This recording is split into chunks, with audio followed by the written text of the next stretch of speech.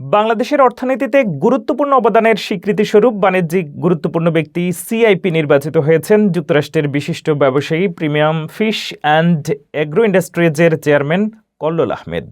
প্রবাসী কল্যাণ ও বৈদেশিক কর্মসংস্থান মন্ত্রণালয়ের আয়োজনে তার হাতে এই সম্মাননা তুলে দেন প্রধান উপদেষ্টা ডক্টর মোহাম্মদ ইউনূস। বুধবার ১৭ ডিসেম্বর আন্তর্জাতিক অভিবাসী দিবস ও জাতীয় প্রবাসী দিবস উপলক্ষে রাজধানীর ওসমানী স্মৃতি মিলনায়তনে আয়োজিত অনুষ্ঠানে মর্যাদাপূর্ণ এই সিআইপি অ্যাওয়ার্ড পান কল্লোল আহমেদ।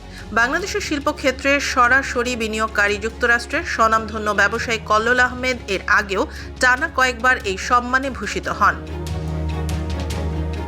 সিলেট নগরের হাউজিং এস্টেট এলাকার বাসিন্দা কল্লোল আহমেদ দীর্ঘদিন ধরেই যুক্তরাষ্ট্রে বসবাস করছেন। তার মালিকানাধীন premium fish and agro industries দীর্ঘদিন থেকেই ইউরোপ ও যুক্তরাষ্ট্রে বাংলাদেশি বিভিন্ন খাদ্যপণ্য সুনামের সঙ্গে বাজারজাত করে আসছে।